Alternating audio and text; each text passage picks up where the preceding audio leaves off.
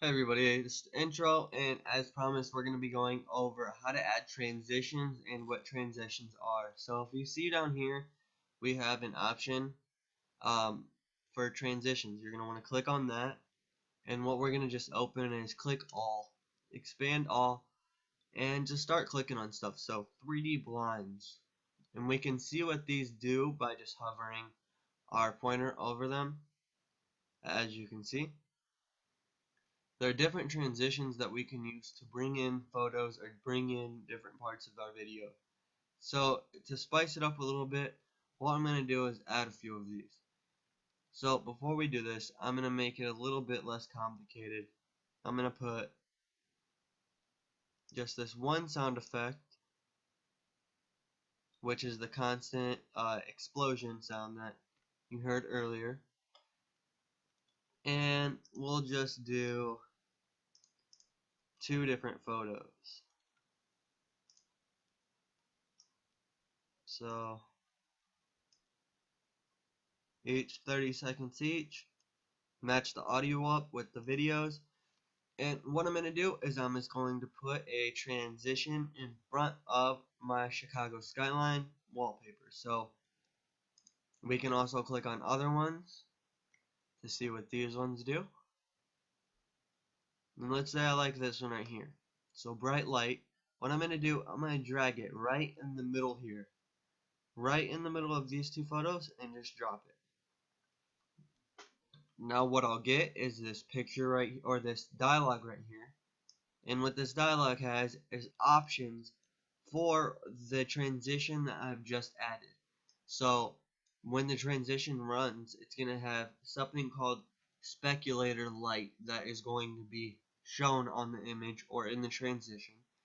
And I'm going to be able to adjust this by any means that I want. So we're going to go ahead and run this transition, close this, make this as small as possible for right now, and just go ahead and see what it looks like. So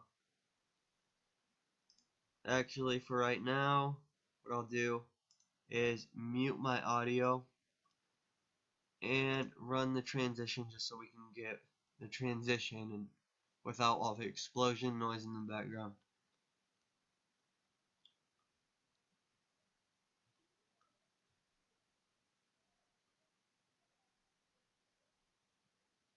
Okay, so as you can see, the transition was very fast, and I mean that's normal, but we wouldn't want it that fast. We want it somewhere where the viewer could see it. So as you can see, what I have right now is this yellow bar right here, and this yellow bar, these 2 are called loops, and between these is called the loop region. So with the loop region, what we can do is now run this transition over and over and try to sort of um, style it up a bit. So if we move our loop region right to where our loop is happening, what we'll get is a constant of that flow. So we'll just go back and back and back. So if I started at 28 seconds and it ends at 32, it's going to go from 28 seconds to 32 seconds and just keep doing that over and over so that we can see the transition or whatever is happening. So as you can see, as it plays, your video or your computer really catches up with it. And slower computers might not have the best video quality, so it takes a few runs for the video to go in sync with the transition. So give it a few tries.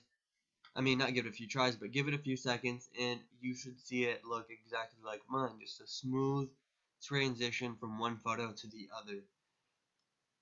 Now let's see what happens when we lower this lighting. So I'm going to lower the lighting now.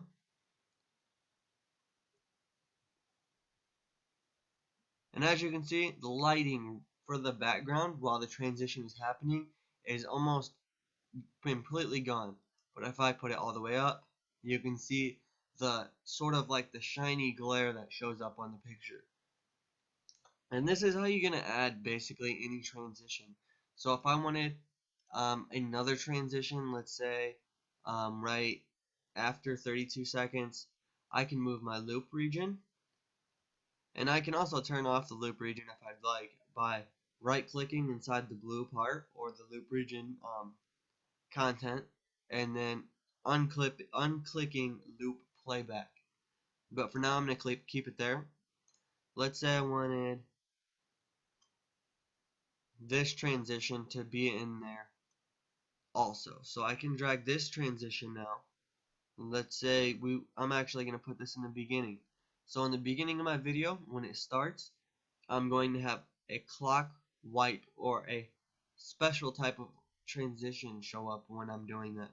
And with that, we also get more options or more settings that can be changed within that transition. So what we're going to do is I'm going to move my loop region back to the second or the beginning so that I can examine that first loop. Or not the first loop, but the first transition. So running that back, clicking start or go to start, we'll get this loop playback. And I'll shorten it so it's a little faster.